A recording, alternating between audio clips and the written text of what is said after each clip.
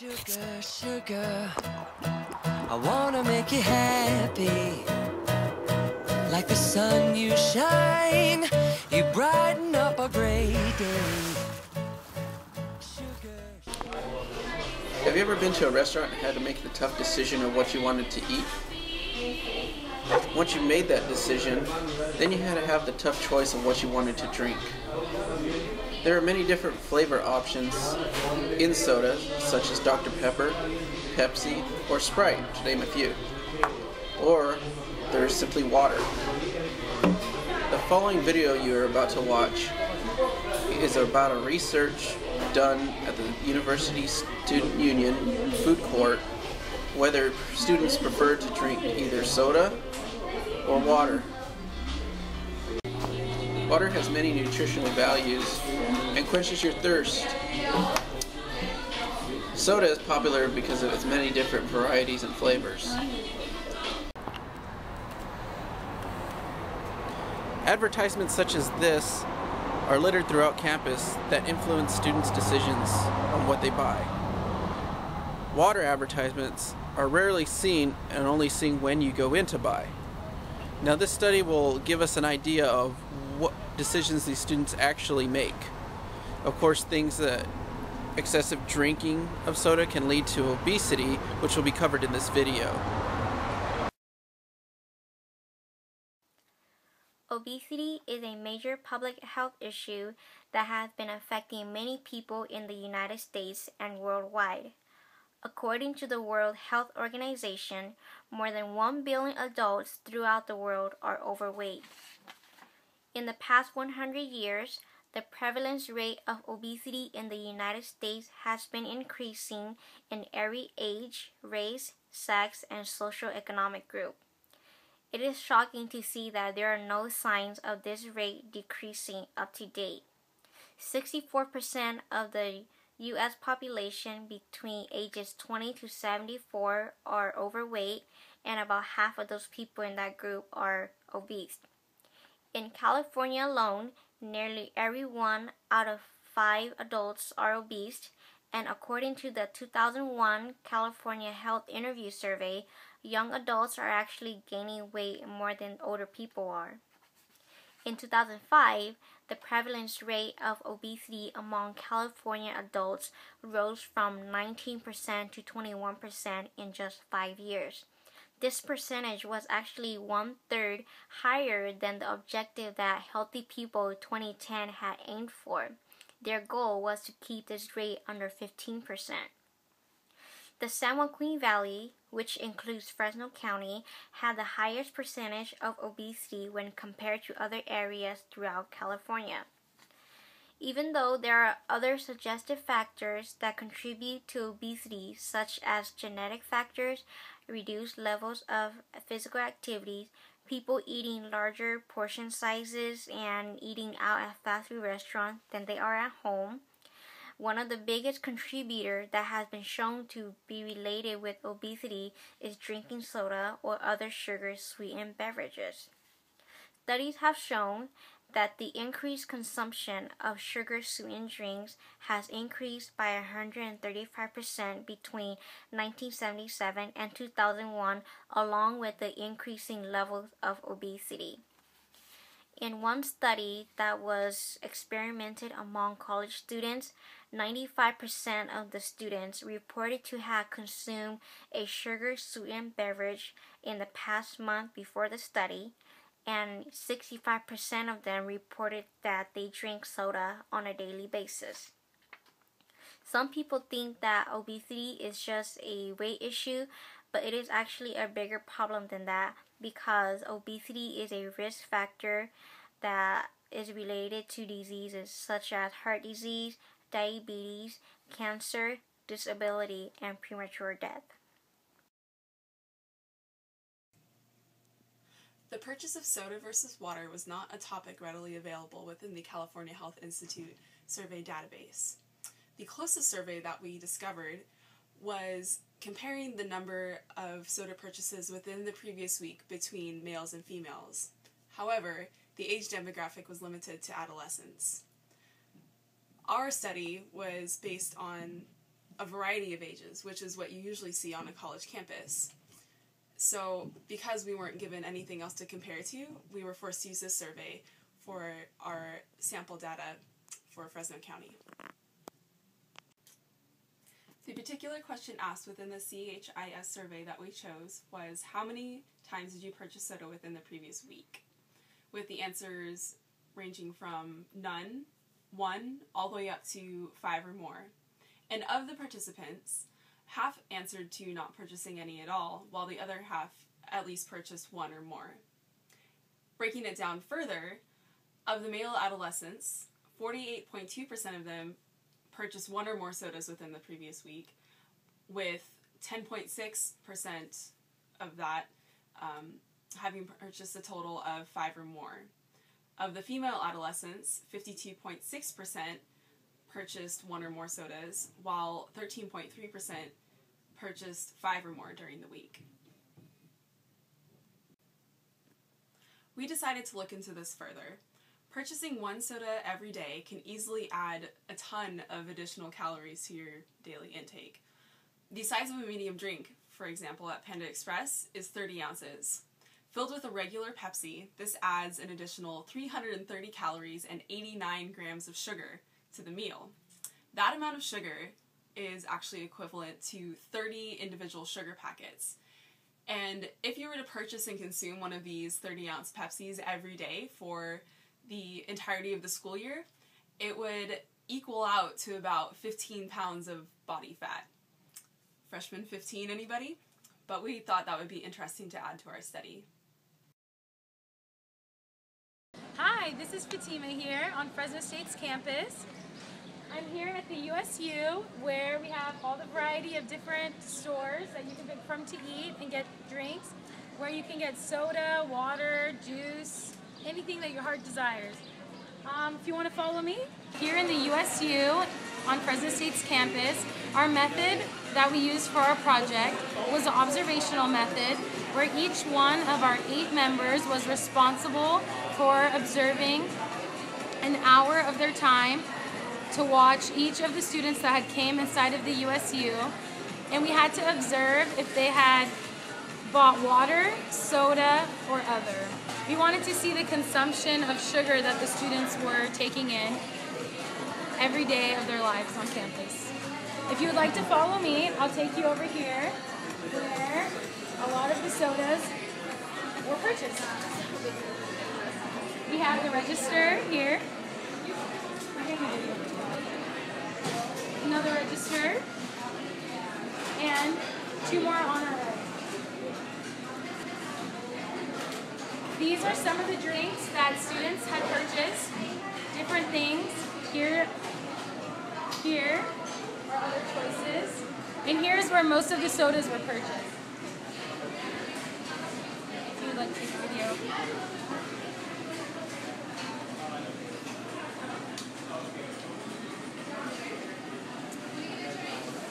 And also right here. This is where the energy drinks and bottle drinks were picked up at.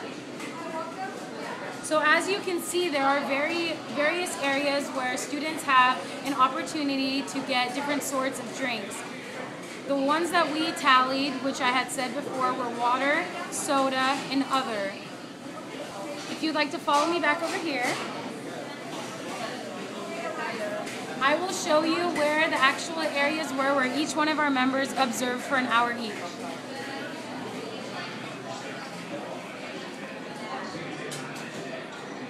Each one of our members sat at these 3 front tables where they diligently were tallying the gender and water consumption, soda consumption, and other consumption. Also, as we were sitting here, we noticed that there were heavy trafficking during the hours of 12 to 1 and 1 to 2.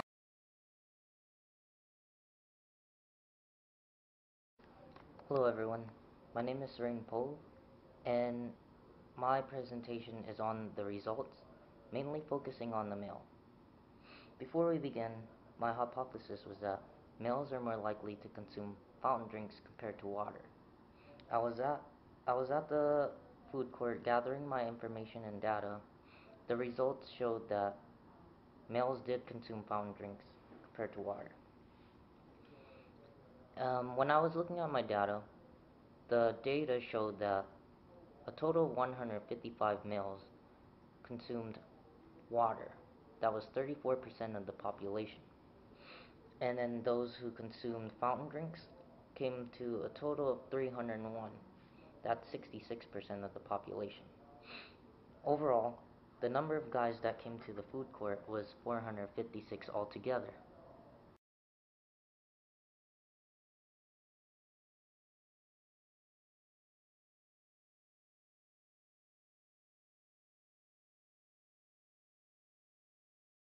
Another factor that we considered into our observation was the time of day.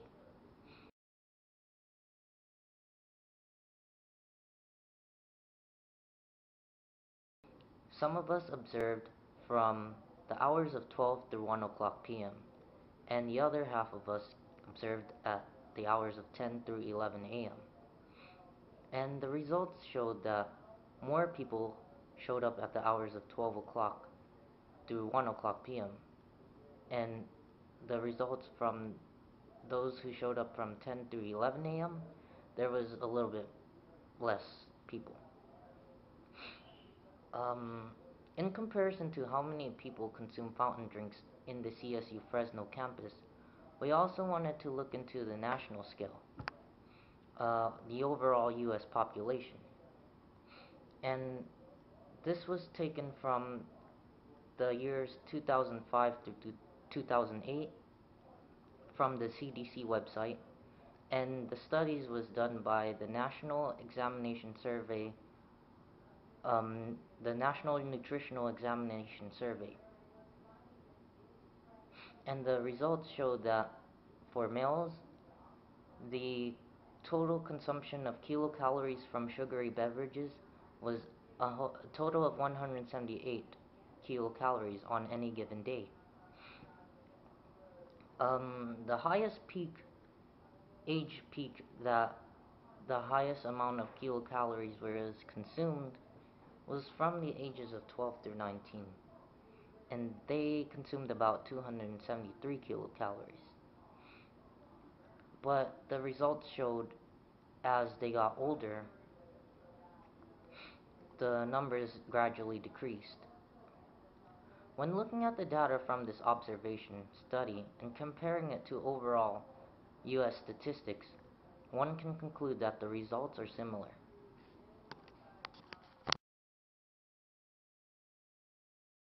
Hi, my name's Laura, and I'm going to talk to you about the female results of our observation that we did. And I was quite surprised with the way that the results turned out, because I thought that females would tend to buy water over fountain drinks, and that was not the case at all. Out of the 428 females that went into the cafeteria during the times of our scheduled observations, only 126 females got water, while the other 302 females got fountain drinks.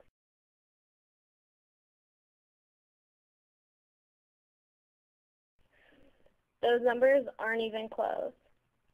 There was not one time frame out of anybody's observation where females tended to get water over fountain drinks. It was all fountain drinks over water. When the data was put into the percentages, it really makes a difference of water and fountain drinks because they look tremendously different in the pie graph. 71% of females out of the total 100% drank fountain drinks, and only 29% drank water. Those aren't even close either, not even half and half. Fountain drinks are well consumed over females compared to the males that they always tended to get water over fountain drinks, which was something that I did not think would happen at all. I learned a lot through the observation. I was very surprised at how the results came out, and I hope that you guys learned a lot too by watching the video.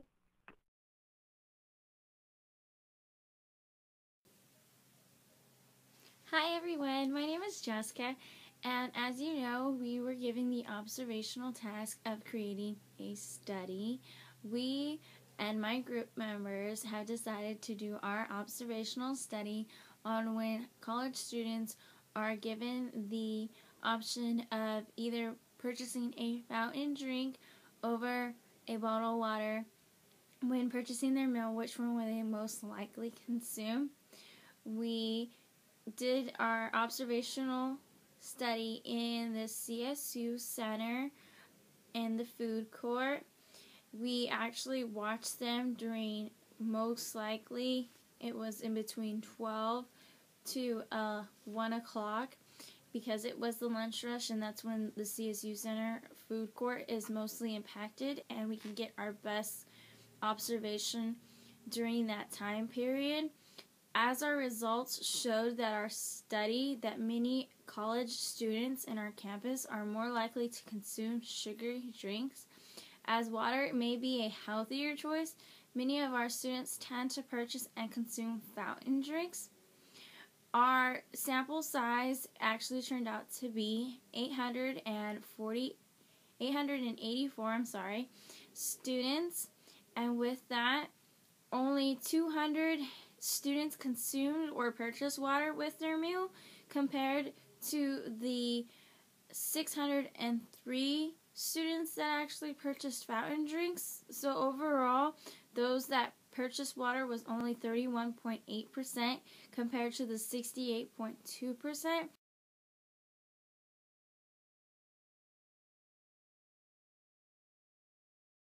that actually consumed purchasing a soft drink over a bottle of water. Many students tend to buy these fountain drinks because of the fact that it tastes better, it's not as bland, and it also goes better with the meal because it has that flavor to it. However, we can see that we need to increase the intake of students' water so that, they are in a healthier state. Our observational study found that twice as many men and women on Fresno State campus purchased fountain drinks in comparison to water. Though we consider gender as a factor, future studies may be able to consider other factors, such as age, socioeconomic status, whether the students involved in the study are living on campus or off campus, ethnicity, as well as the differences in purchasing habits of Fresno State employees and faculty in comparison to students. In the meantime, things that Fresno State may be able to do to impact the purchasing habits of the community can include awareness campaigns, such as increasing the knowledge of the benefits of water in comparison to the dangers of overconsumption of sugar. This can include tables at wellness fairs, as well as increased signage reminding people of what they're consuming and to take responsibility for how many calories, grams of sugar, and etc. that they actually take in during the day. It's also important to remind people what facilities are available to them, such as water fountains and free water bottle fill stations that we have on campus. It would be wonderful if we were able to remove the fountain drink machines on campus. However, considering that at least twice as many people purchase these in comparison to water, there would be a huge revenue cut. In the meantime, what we could do is slightly change the environment in order to increase the access of water in comparison to fountain drinks. One way we could do this is by increasing the cost of cups for fountain drinks, even just by 25 to 50 cents, slightly making it a little bit harder for people to pay for these drinks as often. And this might also allow free water cups to be available in the USU, encouraging people to go for water refills instead of sodas and other sugary drinks.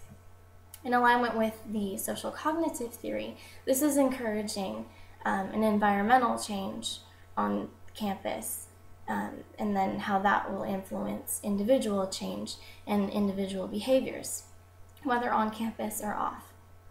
In a 2009 study, they found that the majority of participants in the study were unaware of what they were actually consuming. When they didn't have the nutritional information in front of them, they greatly underestimated the amount of calories, the fat intake, as well as the grams of sugar that they were consuming within a meal. Once they found out what they were eating, they changed their habits slightly to compensate for the amount of calories and what they had consumed. Whether this was by increasing exercise later on in the day or eating a little bit less in the next meal. However, when they did have the information in front of them, they chose to eat a little bit less, or even changed their meal in general and chose a healthier alternative. In most spots on campus, the nutritional information for fountain drinks is unavailable. Having this information at the point of purchase, so people can't just pick up a large cup and keep refilling it thinking, oh, it's not that big of a deal. They need to actually know what is available to them and what they're consuming. This could increase more water refills as well as decrease the overall soda and sugary drink consumption on campus. Overall, there are a lot of changes that we can make, but we all need to make smaller steps in order to increase the health and wellness of ourselves individually, as well as the overall Fresno State community.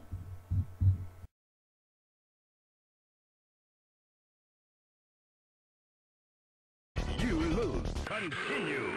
8, 7, 6, 5, 4, 3, 2, 1. Game over.